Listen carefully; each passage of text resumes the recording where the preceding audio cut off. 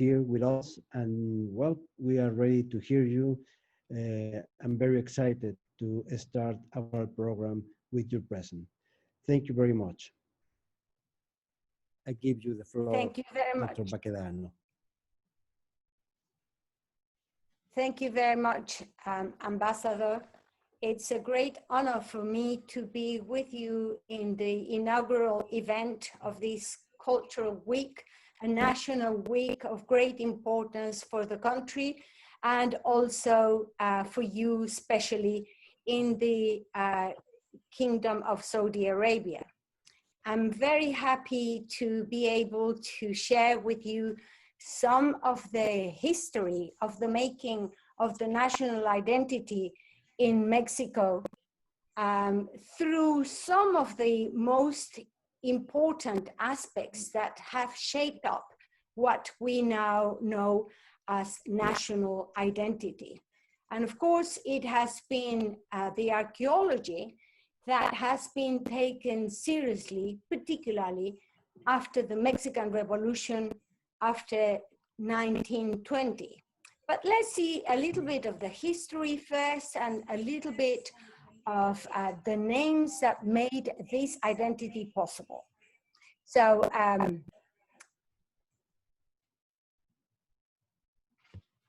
next, please. So just to show you what Mexico looks like, I'm sure you all know what the country looks like.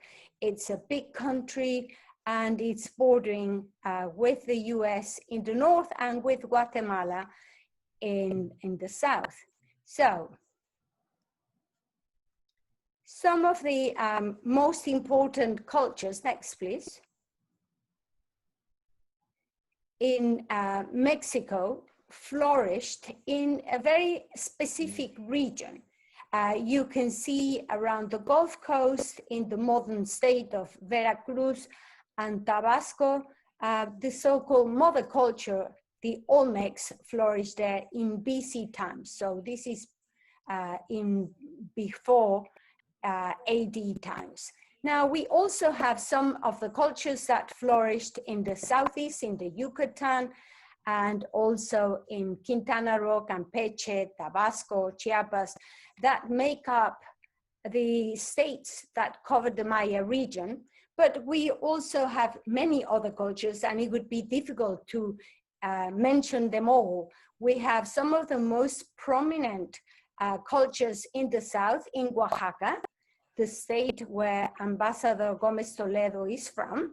And we know that the Mixtecs and the Zapotecs, chronologically speaking, the Zapotecs and then the Mixtecs flourished in Oaxaca. We also have other cultures in Hidalgo. We have the Toltec culture, and we will be mentioning very briefly about these cultures. But just to give you an idea of where the main cultures in Mexico developed a very sophisticated, a very complex archaeology.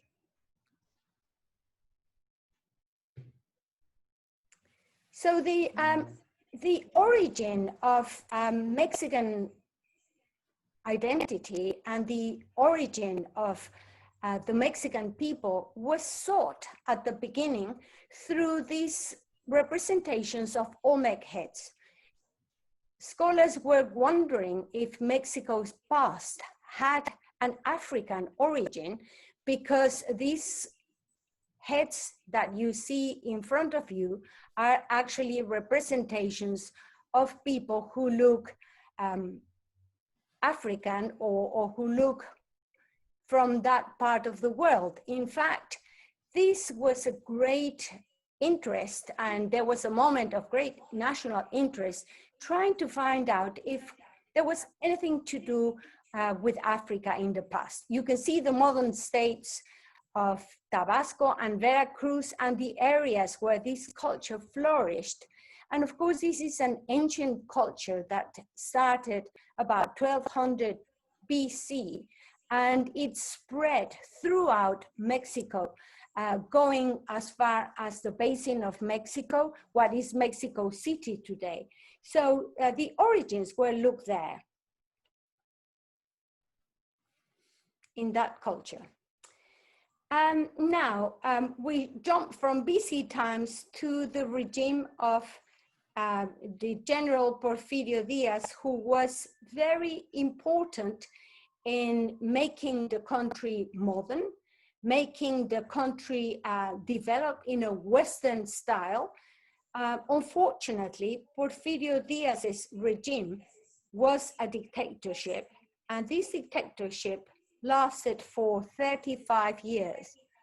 This provoked several problems, particularly in the hands of the people who were affected by the fact that there was a lot of social injustice during this regime. There were very good things. The city developed greatly. There were great theaters, great constructions. There was progress in the country in the hands of this General Porfirio Diaz. Unfortunately, he didn't really have much attention, or he did not give much consideration to the poorer people in Mexico.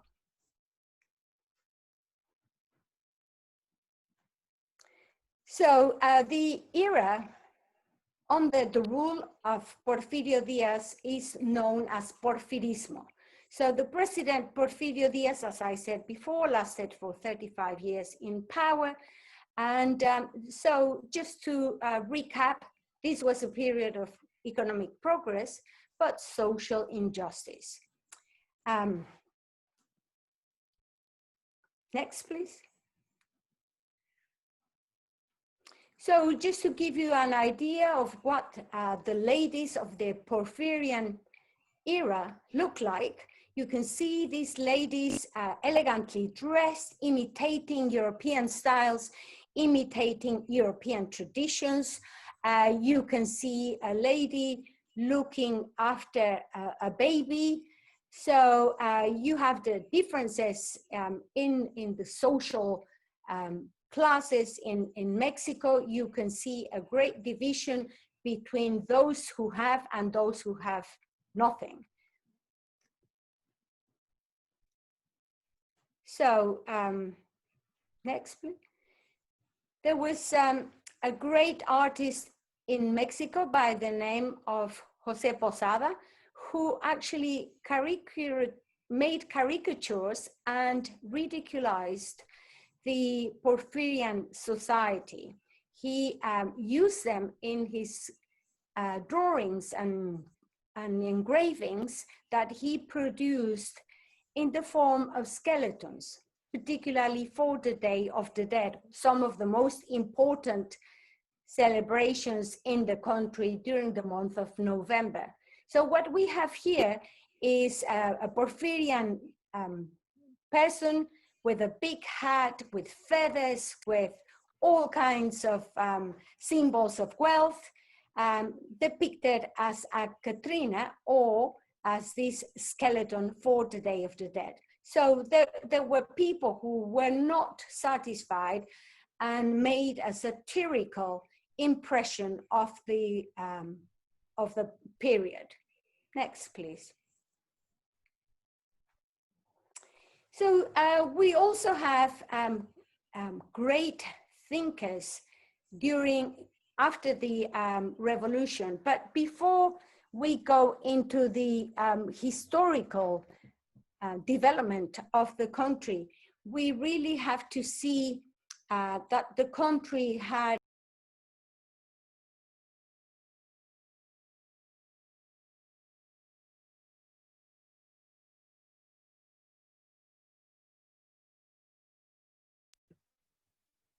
can you hear me now? I'm moving from the revolution to what happened after the revolution, but only to introduce you some of the people who promoted the humanities, who promoted the Mexican history, and who considered that we Mexicans had to learn all about Mexican history in order to be able to educate. Justo Sierra was Minister of Education, and you can also see the time when he was alive, when he was born and when he died. We have also the importance in the hands of Venustiano Carranza, who was president of Mexico in 1917. Now you can see this individual looking again very European still, but President Carranza was very interested in promoting Mexico's past. So Mexico's past was important throughout.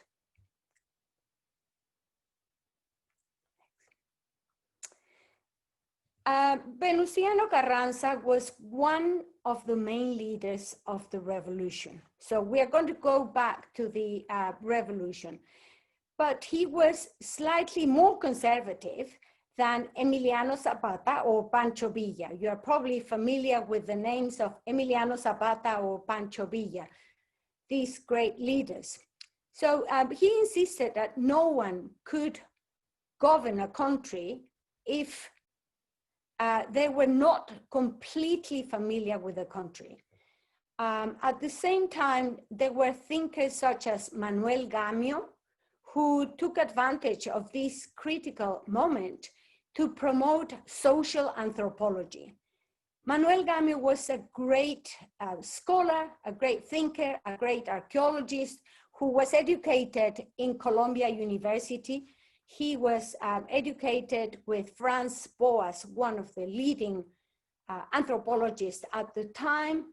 He excavated with Franz Boas in Mexico. He excavated in several important archaeological sites in Mexico, but also he wrote several books. And you can see on the screen the book Forjando Patria, which roughly translates as Forging Patriotism.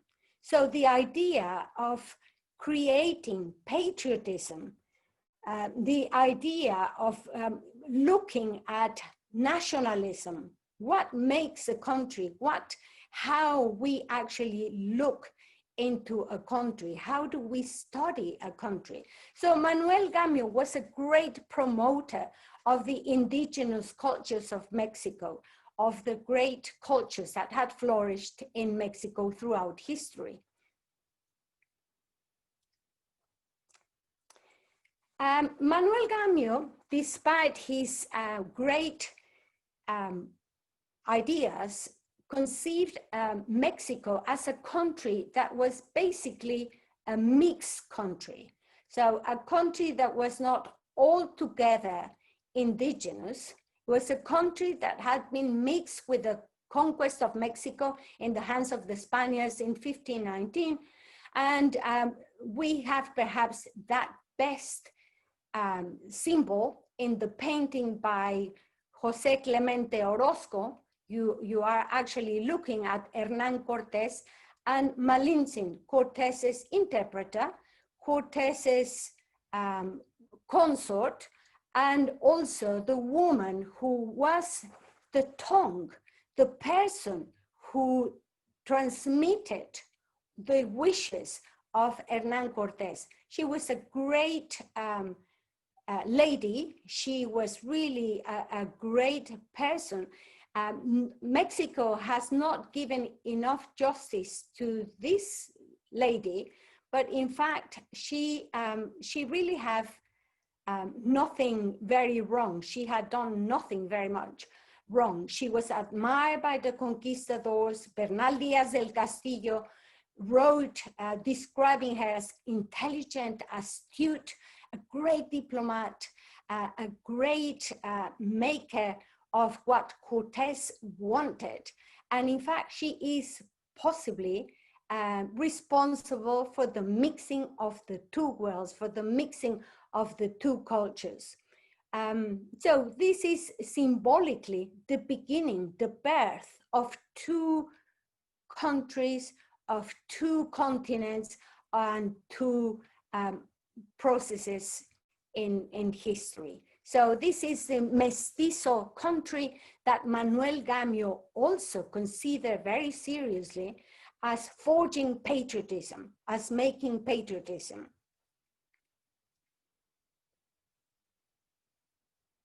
Now we go back to the Mexican Revolution, and we can actually see that the Mexican Revolution was a very sad time that lasted for 10 years. So we can see the process taking a long time. Next, please. So there were two leaders who wanted to change the course of the country. A leader from the south, Emiliano Zapata, whom you are looking in the screen, and who is very well known as one of the main leaders of the revolution. And he fought for social justice. He had a motto where he said, the land is for those who work it. The land belongs to those who work the land. So he was protesting for the landowners. He was not happy with the period that had actually been prevalent for decades during Porfirio Diaz's, where a few landowners, a bit like a feudal state, a bit like it was during the encomienda period in the 16th century in Mexico. So what we can see here is a great leader of the revolution, Emiliano Zapata, who was fighting in the south together with Pancho Villa fighting in the north. Next.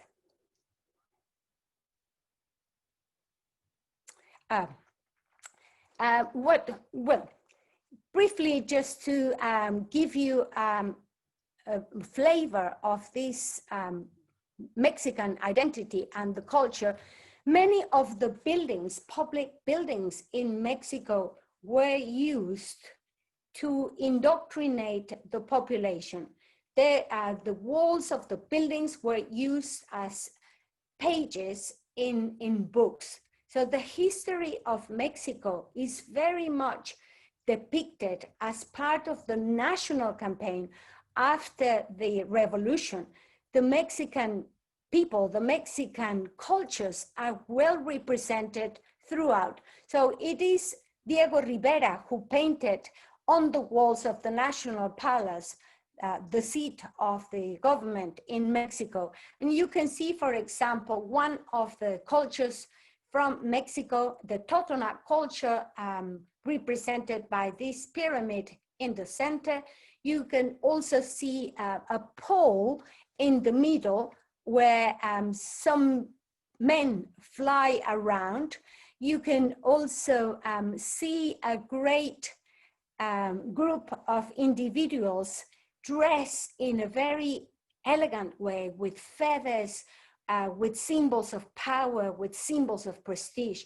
So with Diego Rivera's paintings, what we are doing is looking at the Mexico, at ancient Mexico. He was very interested in promoting Mexico through its history. So the National Palace, the walls of the National Palace were beautifully decorated by Diego Rivera, and making this a history session.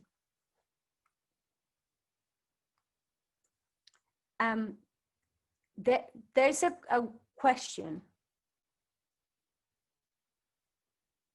Can I explain?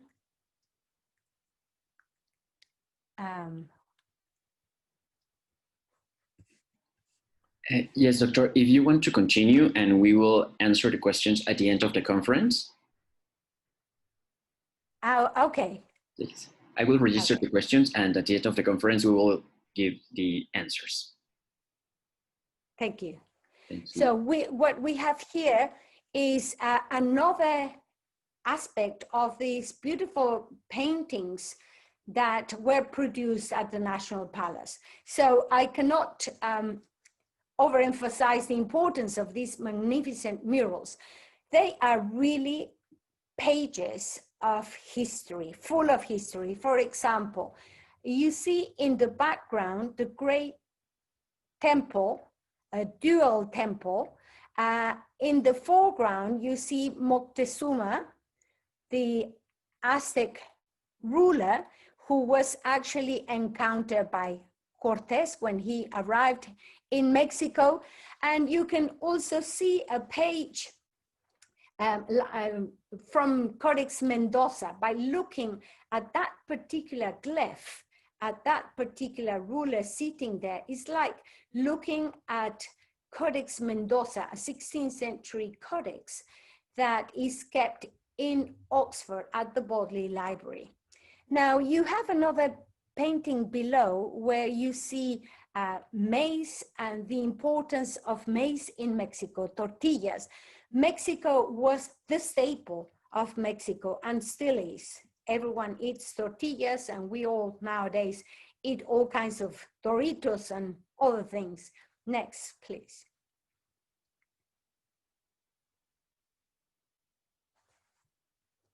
So just to show you this Codex Mendoza that I have mentioned to you, and you can see the knowledge of Diego Rivera, not only of Mexican history, but how he has actually done his homework. He has gone to look at codices. Diego Rivera was a great collector of Mexican artifacts, of Mexican archaeology. He possessed over 60,000 archaeological objects, and many of them are housed in his museum, the Anahuacalli Museum in Mexico City. He was one of the great, if you like, collectors of Mexican antiquities. He paid a fortune for these antiquities because he could not have enough with ancient Mexico, particularly from West Mexico. Next. So just to show you in this mural, which is the history of Mexico, you can see different aspects of the history of Mexico from the founding of Tenochtitlan, the Aztec capital. According to myth, the Aztecs left their homeland Aztlan in 1111, and they would actually find the promised land when they found an eagle perched upon a cactus. So what you have here is an eagle. You don't see the you don't see the serpent. Instead, you see the symbols for warfare, because what Rivera is doing is depicting warfare below. So you see aspects of the conquest of Mexico, of the confrontation between the Mexicans and the Spaniards below, but he's still bringing you to the importance of the eagle, that symbol of the most important Aztec god Huitzilopochtli. You also have the cactus there. Next one, please. Next. Mario. So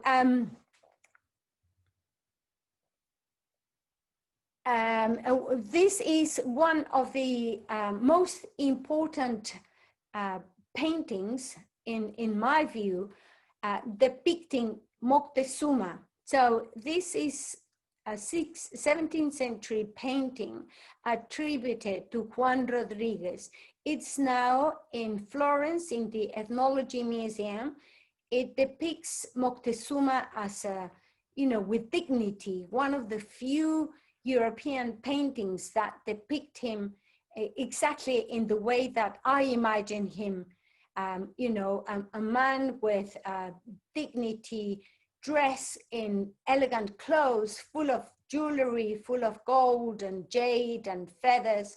So he's a philosopher, a thinker, And you see the glyph that depicts him, the way you recognize his monuments on the right-hand side. So if you were to look at an archaeological object with the glyph that you see on the right-hand side, that is the glyph proper to this ruler. So every ruler had a distinctive hieroglyph, and this is his hieroglyph, a tiara, a little crown, and you see a nose plug below. The nose plug was made of turquoise, of another very precious material in ancient Mexico. Next. Now, if we go back to the National Palace, we find that the National Palace was actually the seat of the palace, also of Moctezuma.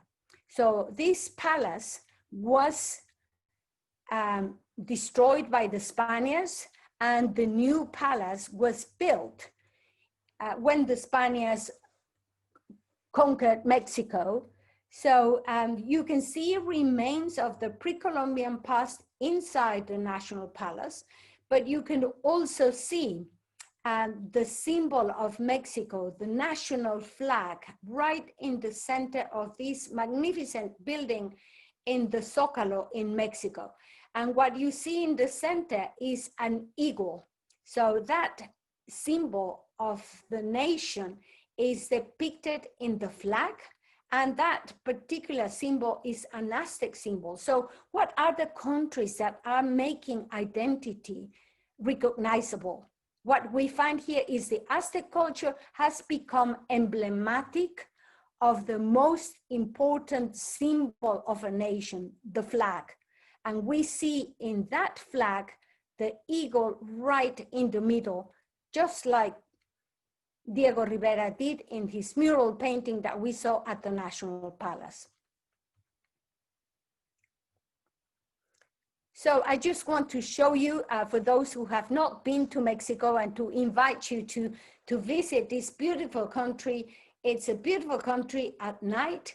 And this is exactly the place where the Mexican president gives his message to the nation, remembering the importance of being Mexicans, and to call for a long live Mexico in this particular building. So we see him appearing every year, and there's a big crowd of people participating in the National Day of Independence. So this is also the place where the national celebrations of the month of September take place. So just to remind you of that eagle, but if we were to look at the eagle, we can actually identify the type of eagle. So there are different species of eagles, and you can actually see this particular type of eagle has been found archaeologically in the form of bones of eagles that had been offered and kept in the offerings of the great temple of the Aztecs. So real eagles were kept in Moctezuma's vivarium, where Moctezuma kept all kinds of creatures, all kinds of animals, all kinds of birds, all kinds of fish. He was very interested in having all these species of animals in what people have described as a zoological, but in fact, it's not a zoo, but a vivarium. The creatures were kept alive, and they were also used for religious purposes during rituals.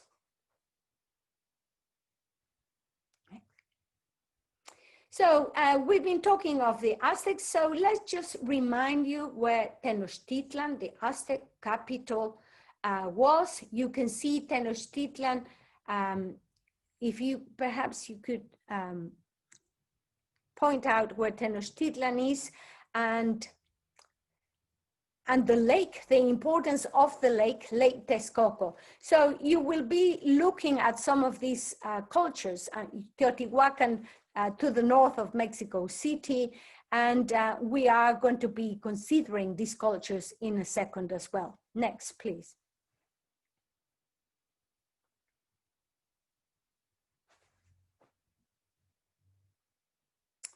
Now, the Aztecs, the Mexica, as we know them, were great experts in creating monuments, in creating everything that they saw in nature. They were great sculptors. They produced the most exquisite sculptures, but everything that they saw, they reproduced. From cactus such as this one, where you see the roots, to this barrel cactus that you can also see in the photograph, and they made them into the stone. So they were great sculptors, and we will see some monuments depicting great realism. Yeah. Now, going back to the genesis of Mexico. So we started by saying Mexico's thinkers were trying to find out the origins of Mexico. Do we come from Africa? Or how are we going to recognize the identity of the Mexicans? In fact, after Manuel Gamio, anthropologists began to organize the cultures chronologically. So first of all, we have, I mentioned the Olmecs as in BC times. Now we are looking at what archaeologists call the classic period, with the great city of Teotihuacan. What you are looking at now is one of the largest cities, one of the largest archaeological sites in the Americas. It was such a large city that it was even bigger than Constantinople in the 7th century. So you can see the pyramid of the sun and the pyramid of the moon, and how these pyramids are framed in the mountain behind. So the pyramid of the moon is imitating the mountain that is behind. So they are, the Teotihuacan people are incorporating the landscape into their constructions. So this is one of the most magnificent archaeological sites in the Americas. It housed over 150,000 inhabitants at the time. We know that there was a large group of people, but also a large group of individuals were required to build such a magnificent city, where everything was painted, where everything was built on a grid plan. You see the Avenue of the Dead crossing, dissecting the site. Next, please. So just to give you a close-up of the Pyramid of the Sun, and you can see me there touring with my son, walking in Teotihuacan about 2 years ago, but you can also see that the site in normal conditions is very well frequented by tourists, both from Mexico and from abroad. So the constructions and the archaeological site is one of the great prides in Mexico. This is one of the sites that has been excavated for many years, but it started systematically about 1980 with the Mexican archaeologist Rubén Cabrera. But he has now, the site has been excavated by a great number of very distinguished archaeologists, including López Luján, Saburo Sugiyama, and other archaeologists that are really the list is huge, so I would be talking about archaeologists here, but just to give you an idea of what the archaeology of Mexico and how this was organized chronologically. So we are looking at this classic period. Now we're going to move to another. Next, please. Again, just to give you an idea of the squares, these beautiful squares, the square of the moon, to give you a general impression of the magnificence of this archaeological site. This was a cosmopolitan site. This city was populated by people from all over Mesoamerica, from Oaxaca, from Veracruz. So this was a place of a lot of movement, a lot of ideas. You have individuals bringing their expertise into this Mesoamerican site. Next one, please.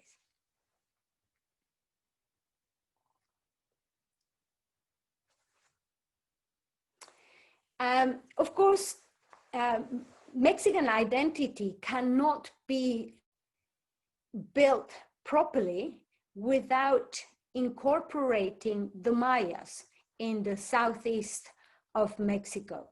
So we also have the Mayas in the modern state of Chiapas, as I said earlier. What we have here is a beautiful temple called the Temple of the Inscriptions. Is full of inscriptions on the outside. And what is relevant, particularly about this beautiful building, is the fact that the sarcophagus of Pacal, the man that you see on the left-hand side, was found there. So this is one of the great discoveries of Mexico, perhaps the most important archaeological site of the 20th century. So this was in the hands of Alberto Ruz Luyer, who excavated for several seasons, and he found that there was a slab that contained 3 holes. So he lifted the slab and realized there was a staircase leading down. He explored the staircase and he discovered that there was a magnificent sarcophagus containing the remains of this Maya ruler, Pacal, who is depicted here with his mask. So this is his funerary mask. This depicts the likeness of that ruler. Jade was the most important material in ancient Mexico.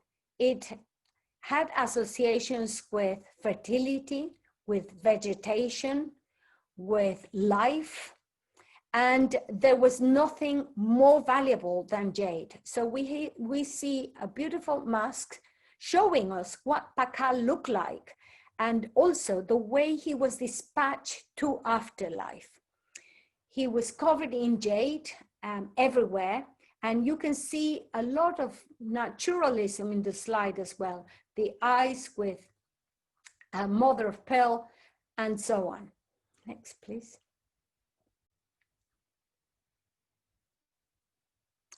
Now, we cannot talk about the Maya without mentioning the site of Chichen Itza.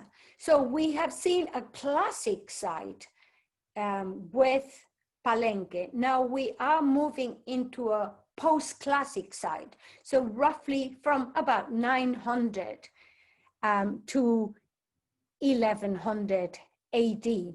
So this is the pyramid known as El Castillo, and you can see a magnificent pyramid with 4 staircases in 4 different sites with a temple right at the top.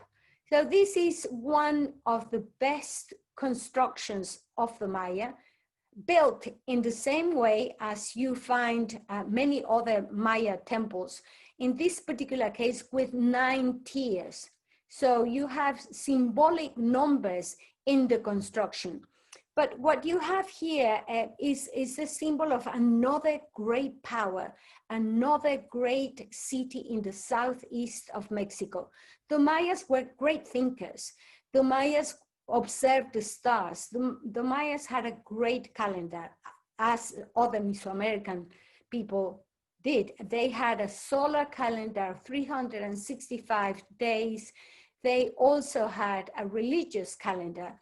So to look at the pyramid like this, we have to think of a city that had a lot of commerce, a lot of trade, that was an international polity, a place where a lot of action took place. You had people coming from lower Central America, you have people trading, you have trade through the sea, and then inland. You also have a presence of a great power here in the constructions. So this is just symbolic of another great culture in Mexico. Next.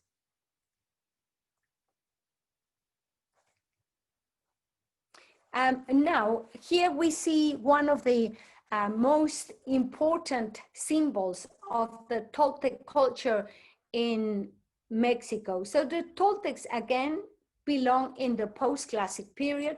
They're contemporary of Chichen Itza.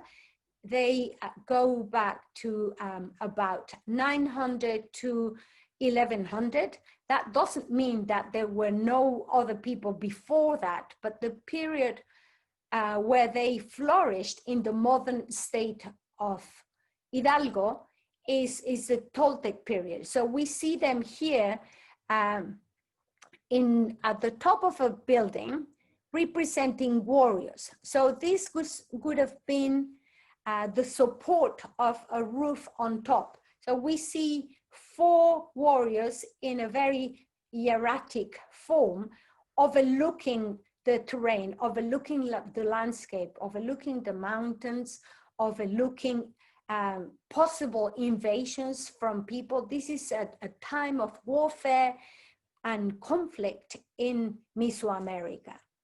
Next. So we can actually look at the very impressive constructions. This is Temple C. You can see the use of columns. This is new in the architecture of Mesoamerica, to create different rooms, to create a bigger space, to create also space for different chambers.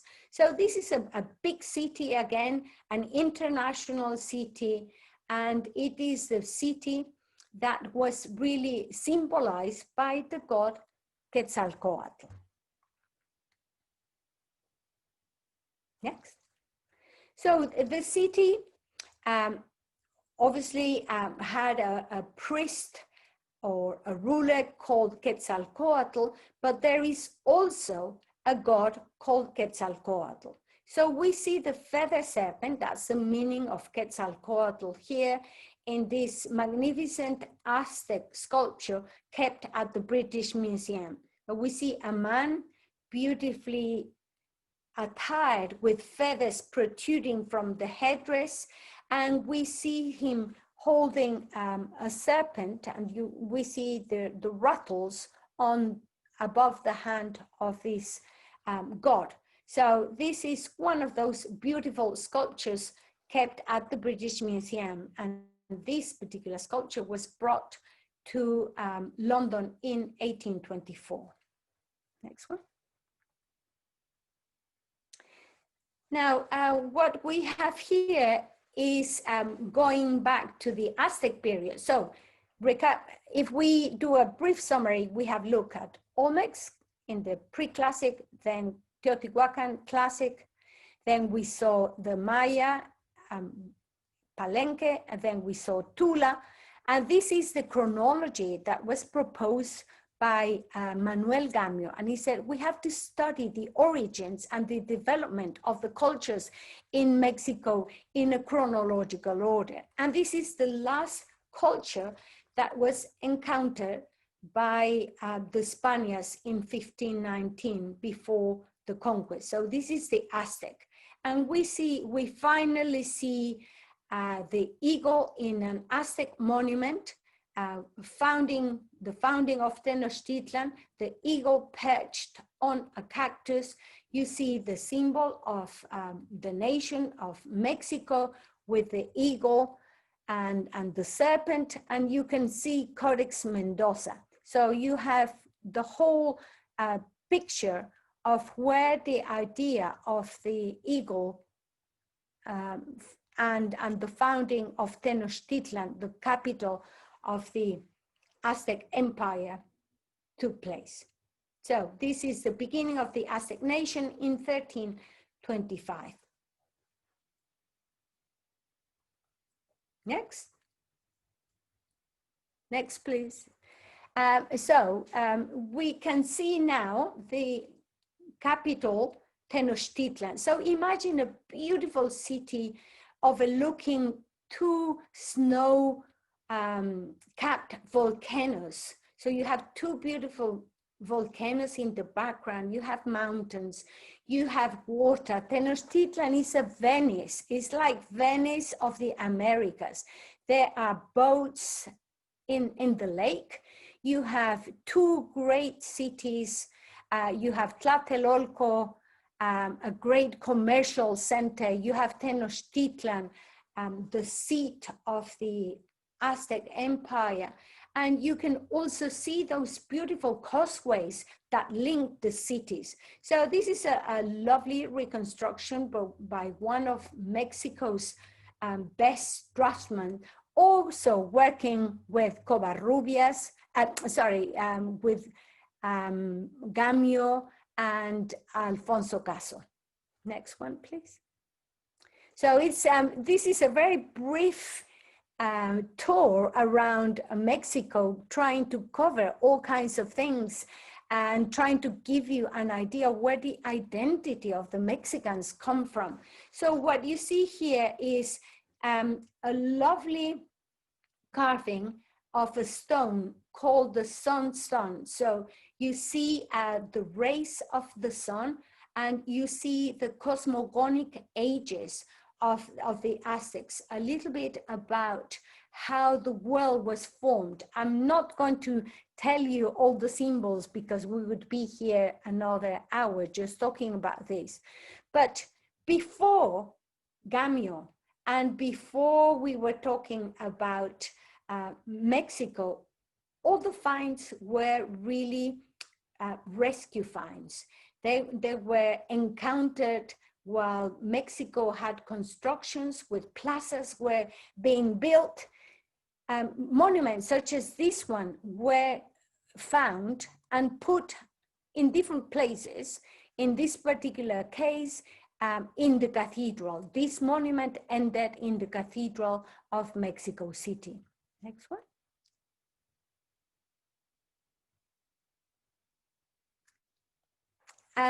Another monument that was found during excavations or during the planning and building of the Zócalo is the so-called Tizoc stone. Tizoc was the 7th Aztec ruler, and you can see all the warriors going around the stone. But in fact, this monument was a gladiatorial stone, such as the one you see in the drawing from Duran's Historia, or Duran's History, one of the chroniclers of 16th century Mexico. So what you have here is another monument that was found in 1790. So these are monuments that are found and are just put aside. Next.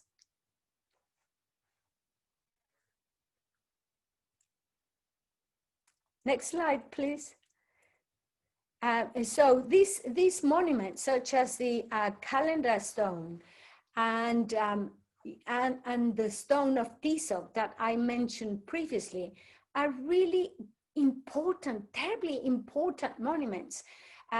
For example, here in this arrow, you can see the glyph of of the ruler Moctezuma. So you can actually see who commissioned these monuments. We can have dates inscribed in this monument.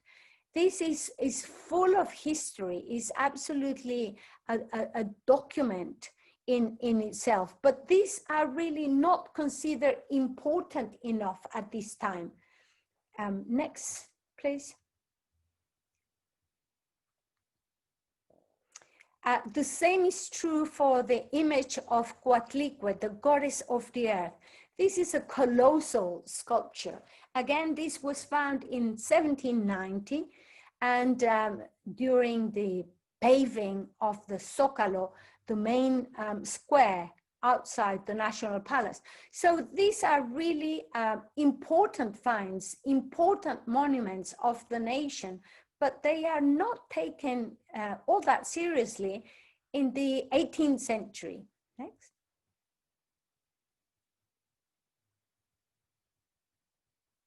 Yeah. So what we see here is actually the Great Temple of the Aztecs. I have mentioned already, this is the most important temple of the Aztecs. This is perhaps the most important excavation in Mexico at the moment. Now you can see the Cathedral of Mexico. So this is the center of Mexico City. This is the heart of Mexico City. You see the big square where the previous sculptures were discovered, the sculptures that I mentioned to you. And you also see the National Palace built on Moctezuma's palace. So this is the historical center of Mexico City. Next, please.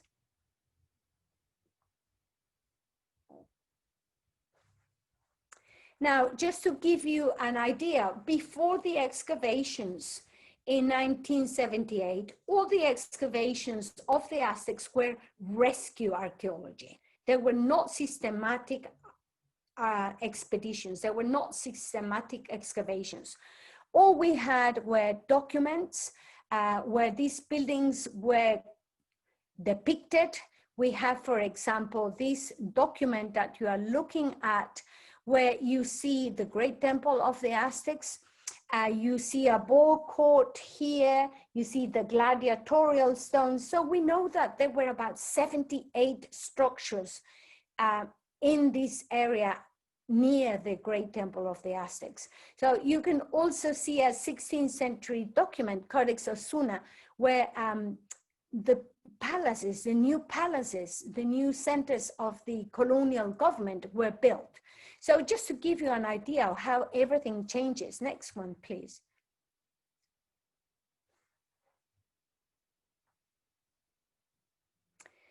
So we go back now to the excavations of the Great Temple of the Aztecs in 1978.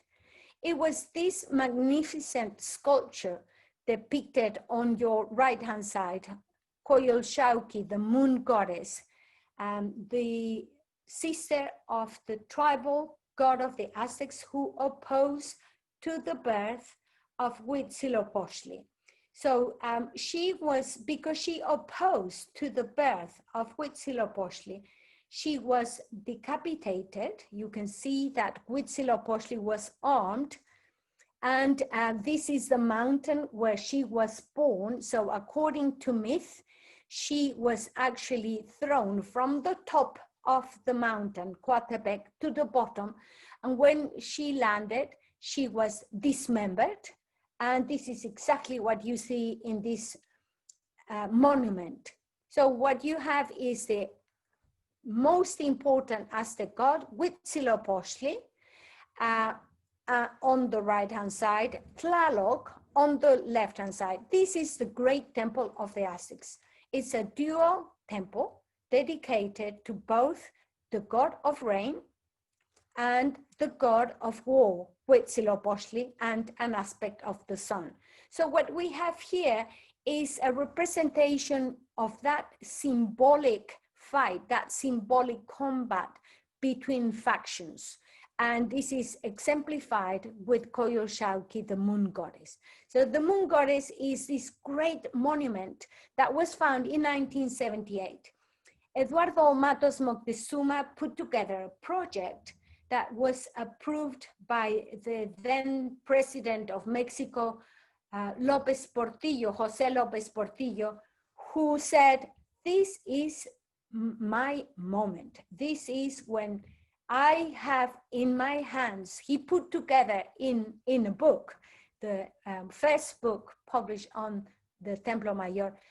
It was in my hands, and I had the power to say, let's rescue the Mexican past. And this is actually written down. So he took on the role of supporting the excavations of the most important archaeological project in Mexico. So this is a very comprehensive archaeological project that started in 1978. And this archaeological project has continued to the present day. It's extraordinary that a project like this has given us so much information about the Aztecs. We now know what animals were offered, what kind of things the Aztecs put in their offerings. We know all about ideas of the sea, how everything is depicted in the many offerings that have been found. Over 160 offerings have been found at this great archaeological project. It's now in the hands of Leonardo López Luján, one of Mexico's greatest archaeologists. And Mexican archaeology is absolutely superb. It has made one of the greatest projects in the world. So this is really a world-class archaeological site with specialists from different parts of the world, with Mexican specialists, different disciplines. Is an interdisciplinary project and is also an international project. Next one, please. I could talk for hours just on the Great Temple of the Aztecs, but the idea is not so much to tell you about the Aztecs, but the nations that were considered to make up the idea of identity of the Mexicans. So we can see the myths in the sculpture, as I showed earlier, just to recap. And this myth of the birth of Huitzilopochtli is depicted here with this malevolent sister, Coyolxauhqui, who opposed to the birth of this god. And now you can see this turning into a coin. So the archaeology has become part of the identity of Mexico. So we have a great weight given to the archaeology in the national identity. So we are promoting the monuments, promoting nationalism through sculptures, through artifacts that have made the nation what we know it to be today. Next one. Next. So this is just to give you a detail of the currency and how the currency has actually incorporated rulers. For example, you have here the ruler Netzahualcoyotl, ruler of Texcoco. This was a great Aztec city. The Netzahualcoyotl was a great poet. He was a great engineer, a maker of laws. He produced a city that was a bit like Florence in the 16th century. He made all the arts flourish. He was interested in music. He had the most beautiful gardens with the most beautiful pools and the lake in the background. He was one of the great leaders of the Acoluas. So you can see the symbol of a speech, or the speech symbol, meaning name of ruler in Nahuatl is he who speaks. So instead of saying the ruler, you say the Tlahtuani, and that means he who speaks. Next.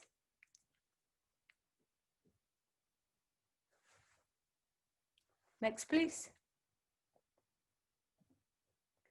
Now, what we have here is one of the most important aspects of the identity of Mexico is the idea of death.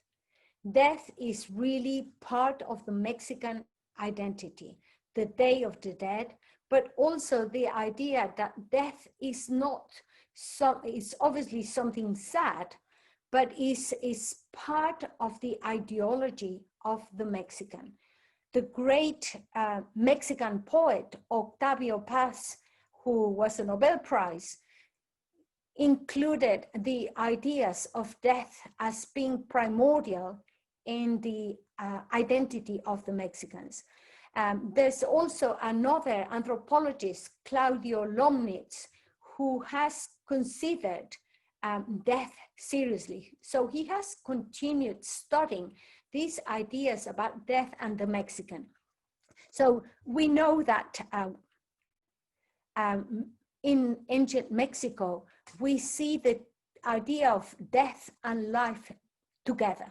For example, this is a pre-Columbian book, a book produced before the Europeans arrived in Mexico. And what you have on the left is the Lord of the Underworld, and depicted as a dead corpse. You see the spots of putrefaction. You see the yellow spots. So that means that is really very dead. And then on the right-hand side, you see an image of the Lord of Wind, Ejecat. So this is the God of wind. When we are born, the first thing we do is to breathe. So when we breathe, we have life. When the breathing stops, we are dead. So here we have the two ideas, life and death together. This is also a very important integral part of Mexican thought. This comes from one of Mexico's pre-Columbian manuscripts known as Codex Borgia. Next one, please.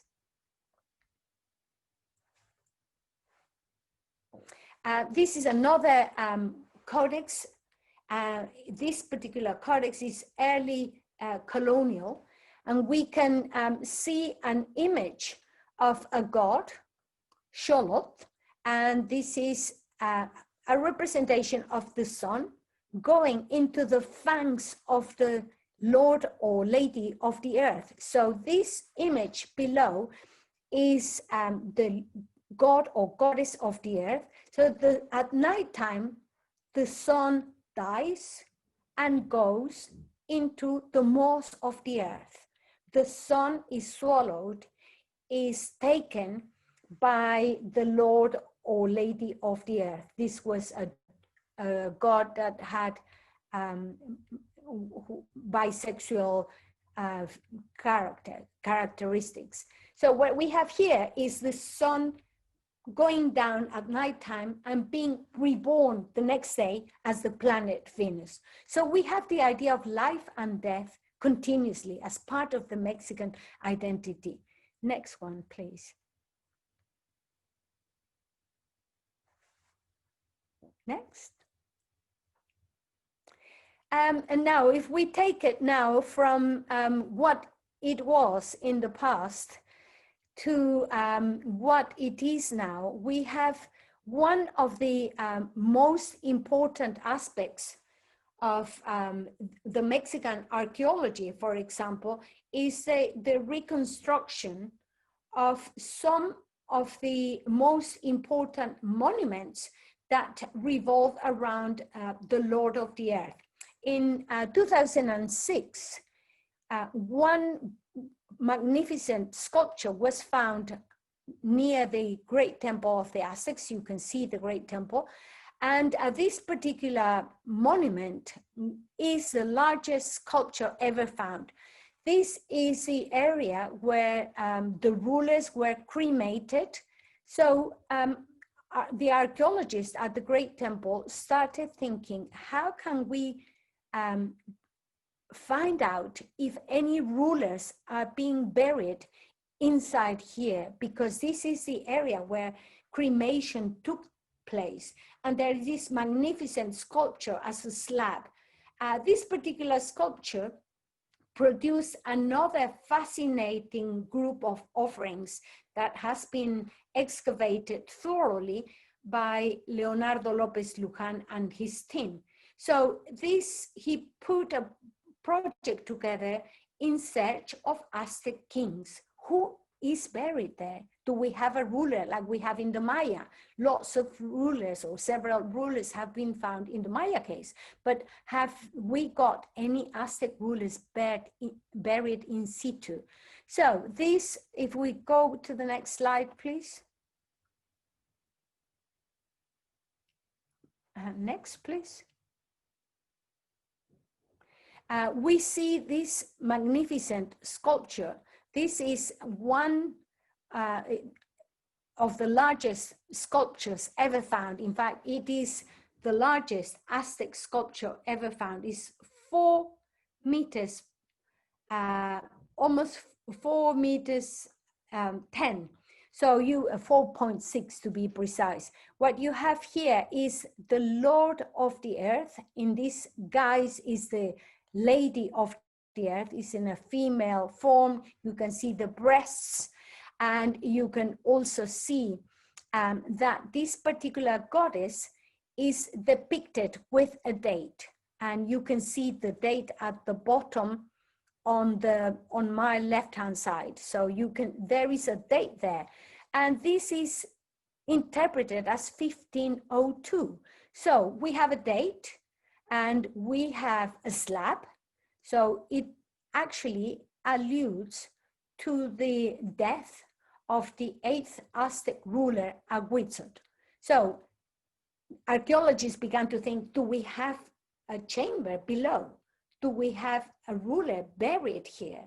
And this is part of the excavations that have produced some of the most extraordinary finds of animals buried alongside this sculpture. Also, beautiful gold has been found there, very rich offerings of sea artifacts, erkings, shells, all kinds of fish. So ideas of the cosmos of the Mexicas buried inside. So this is, when we see this sculpture, it's sort of difficult to make up what it is, but it's a goddess in a parturient position with splayed legs. And what we have in the skirt is skulls and crossbones. Those are the symbols of the earth, and those are symbols of permanence. So when we see death, we actually see the symbols, the only parts of the body that last forever. So the bones stay with us, the skull, the bones, but nothing else. Everything else decays. So they're symbols of permanence. They're symbols of durability. And these are the symbols that we normally associate with death, but in fact, they have to do with life. So the Mexican attitude to death. Next, please. Oh, so we missed the slide of the skulls. There's a lovely slide of skulls for the celebration of the Day of the Dead. I think it comes before this one, or but anyway, is it? Yes. So the idea of celebrating the death is part of the identity that we have of Mexico. So we Mexicans live with death. It's part of our language as well. We laugh and we die of hunger, we die of thirst. Is ingrained in the culture of Mexico, but it's a very healthy attachment to death. It's a jovial celebration during the month of November. And it's perhaps as important as the celebrations of Christmas in Mexico. So as a way of conclusion, what I have tried to do in this talk with you is try to bring the past of Mexico. So where do we come from? Are we a bit African? Are we Asiatic? What are we? Well, in fact, what we are is a group of cultures that developed chronologically. And this is what Manuel Gamio and other thinkers put together. So let's study Mexico's past in a chronological order. Let's look at the chronology of the development of the Mexican civilizations. And I have chosen the ones that the anthropologists found representative. Rather than doing a lecture, a thorough lecture on just one given aspect of Mexican archaeology, I have gone back to the beginnings of the origins of the Mexicans and how, after the Mexican Revolution, Mexico's past was reevaluated, was given the place that it needed. Before that, it was only Europe that was important. It was only those big avenues, those big monuments, fountains, great roads, the Palace of Fine Arts. So looking at grandiosity of Europe and imitating European canons and standards. After the Mexican Revolution, after the success of the revolution, Mexico's pasts were again taken seriously.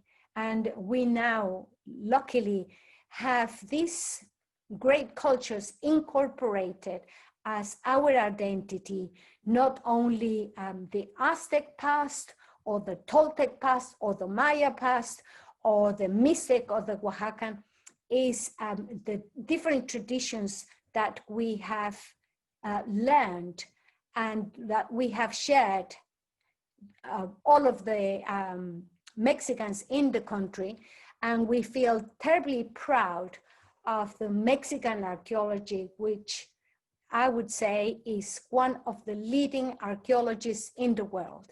It's very difficult to dig under the conditions of a lake, or it's very difficult to dig in dry terrains, but it is seriously a really matter of pride, and is a real pleasure for me to share with some images and a little bit of history, and intertwining history, archaeology, identity, thinkers. And I hope that I have made this morning for me, afternoon, interesting for you. And I would like to thank Ambassador Aníbal Gómez Toledo for inviting me to open up with my contribution to the National Day of Mexico. And I would like to thank Consul Mario Alberto Cuevas Rocha for his help. Also, he has done lots of good things in the process of this presentation. We've worked together as well. And archaeologist Helen Gomez Contreras, who happens to be the daughter of Ambassador Gómez Toledo, has also participated in the making of this presentation. So I would like to thank her. And Mitzi Quinto Cortez, a PhD student at UCL, who is now in Mexico and has been able to send me vital information unavailable in the UK because of the pandemic. but she has found information for me in Mexico. So, and my son, Jose Pope, who is there, who also helped. So it's a presentation that lasts a few minutes, but there are a lot of individuals making it possible. Thank you for your attention. Thank you very much. Doctor. Thank you, Dr. Baquedano. It has been a pleasure to hear you, and thank you for sharing such an interesting presentation. Without doubt, the role of Mexican archaeology in the construction of our national identity is a key factor in understanding our historical evolution. And well, I think that there are some questions around the people who are attending this presentation. But first, let me just to mention that Ambassador Alaska is here with us. Thank you, Ambassador Askari, the ambassador. It's a pleasure to have you here, and also Dr. Fossi Al-Bakr is here with us. And thanks everyone who have joined us today, some members of the Mexican community as well. But please proceed with the questions. There are some, and if there is time, I will now I raise my hand because I would like to ask some to Dr. Baquedano. Thank you again. Thank you. Mari? Thank you, and I will proceed to read the questions, Doctor. And after the questions, we'll take a family picture of everybody. So I would like to ask you to open your cameras after we finish with the questions, just to take the family picture. Dr. Baquedano, Fasia Al-Bakr asked us, why do you think the dead has such an important part in the Mexican culture compared to other cultures around the world, although that is a natural phenomenon? Okay. Well, thank you for your question. I think that in Mexico, we have lived very closely with death. Many nations obviously have lived closely, but a culture or a group of cultures that are really in touch with nature, that observe what happens when somebody dies, that observe closely what is the process of decay, has made our culture look at death as a part of life, not something to be scared of. In Europe, in general, the idea of death is something you don't talk about, you don't mention.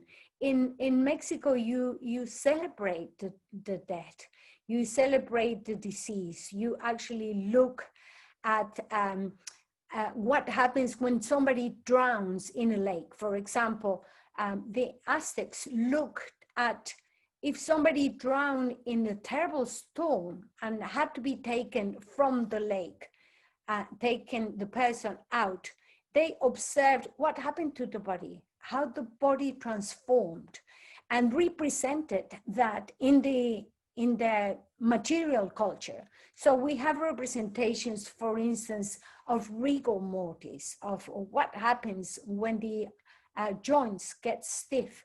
So looking at death in a natural way, not necessarily looking at death as something that is scary and you don't contemplate.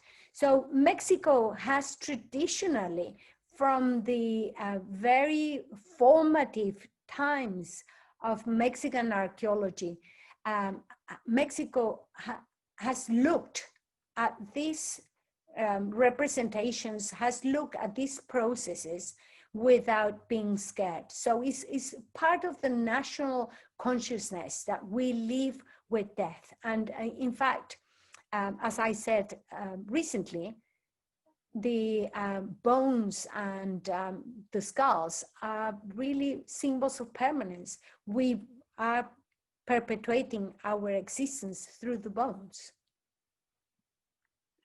Thank you very much, Doctor. We have another question here. What archaeological discovery would you say changed the way Mexican history was seen? Why it's so important?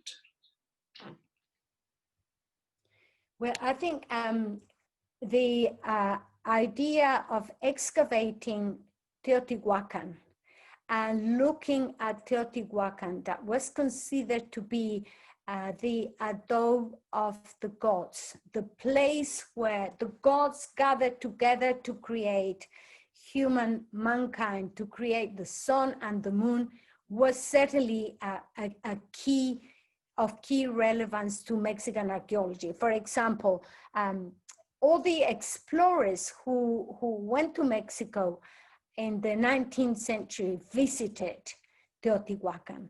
We have Désiré Charnay, a French explorer, going to Mexico, working in Mexico. We have lots of travelers and visitors from around the world excavating, or at least trying to see this magnificent site. So we have a lot of importance attached to Teotihuacan from very early on.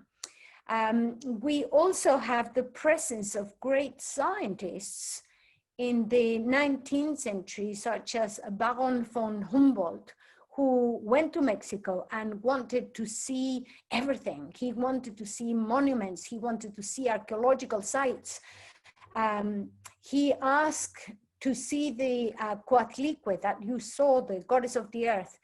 But in order to see this, they had to dig under the National University of the period search for the sculpture. So we have many people being interested in archaeology, but the site, going back to the original question, the site that really produced a great interest, even from Aztec times, was Teotihuacan. The Aztecs, Moctezuma used to make frequent pilgrimages to Teotihuacan, the home of the gods, the abode of the gods. Thank you so much, Doctor. I will proceed to another question. It says, could you please explain what identity characteristics persist today that were part of the ancient cultures like Aztec? Okay, could you repeat that again, please?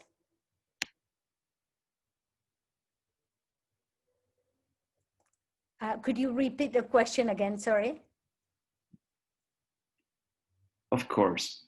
It says, sure. Can you explain what identity characteristics persist today that were part of the ancient cultures? Okay. For example, I would say the monuments that we have seen from the past have become a part of our national identity. For example, we see a lot of Aztec input in the currency, in the notes. So this is from the ancient cultures that we have revitalized, that we have now, after the revolution, considered to be the roots of the Mexicanness, have now become important. And we see the Aztecs, but the same can be said about the Mayas. If you go to the Yucatan, so there are different identities in the Mexican Republic, depending on what culture your state represents. So it could be unfair to say that we can only have an Aztec past, but perhaps the culture that has been more identified with what the Mexican identity is the Aztec. Perhaps because it has produced the most magnificent discoveries in the past few decades, but also because until about 1978, the excavations of the Aztec rescue archaeologists. The first systematic excavations began in 1978. Before that, it was a culture that was almost ignored. It was a culture that was not really known. And nowadays, it's a culture perhaps that we know the best of all the Mexican civilizations. Thank you, Doctor. Another question. Do you see some cultural similarities between Mexico and Saudi Arabia? Well, I think that Mexico has a very rich amalgam of cultures. And if you go to Mexico City, you have some churches that have a great Arabic influence. For example, you have some of the 16th century churches in Mexico following some of the architectural patterns of Arabic constructions. So I see similarities in important religious buildings. I see similarities also in the language, because the Spanish is so full of words that come from the Arabic. And of course, great discoveries were made by the Arabs and have been made throughout the years. So, you know, cultures that are curious about their past, cultures that worship their important gods or God, cultures that have given importance to the past. I think I see similarities in valuing the past, but also considering the present as a way of progress, as a way of moving forward. I see in Saudi Arabia a great time for everything that is moving forward, is a very active, is a very modern culture, but it doesn't forget its traditions, its past, and it makes them part of the modern society, of the modern country that it is today. And Mexico does the same. So yes, I see many similarities. And in the language, for example, we use so many words, and I always tell my students, well, all these words that I'm telling you have an Arabic root, which I think are very important in the formation of our language, but also I think there is a great appreciation for the Arabic world in general. And I hoped to be able to go and visit your country one day. I'm sure that I'll fall in love with the country as much as other countries that I have visited, but I really would love to go there and see. I hear wonderful things about Saudi Arabia, and as soon as this pandemic is over, I will be visiting you all. I hope to be able to say hello in person. Thank you so much, Doctor, for your answers, and thank you for all the questions. It was a very interesting conference. I would like to give the floor to Ambassador Aníbal in order to finish this meeting. And please open your cameras. I will take the family photo and smile, please, to record this. So smile, 1, 2, and 3. We'll take another one. Perfect. Thank you so much. And I give the floor to Ambassador Aníbal. Thank you, Mario. Thank you, Elizabeth, for such an interesting presentation. Again, thank you everyone for joining us today. May I remind all of you that this conference is going to be uploaded to our cultural channel. The Mexican Embassy has now a cultural channel online, and this is a result, and this conference as well were a result of this pandemic situation that we weren't expecting, but well, actually the idea, the original plan was to have Dr. Baquedano here in present in Riyadh, but well, we had to postpone this travel for another time. But well, at least we had the opportunity to have her online, and well, to have this extraordinary presentation about Mexico's history, and particularly on its identity, the cultural identity. Let me go back to the name of the presentation: Mexican Identity Through Its Archaeology. Thank you so much, Dr. Baquedano, and well, hope to see you soon here in Riyadh. You will be very welcome. I saw some Saudis now showing their hands to tell you that you will be very welcome. This is a very generous country, and its people is generous as well. You will see, you will confirm it when you visit us here in Riyadh. Thank you again, Marius, everyone, and see you in one of our next activities during our Cultural Pro 2020. Thank you. Thank you very much, Ambassador. Thank you. Thank you all, and see you soon. Thank you all. Thank you.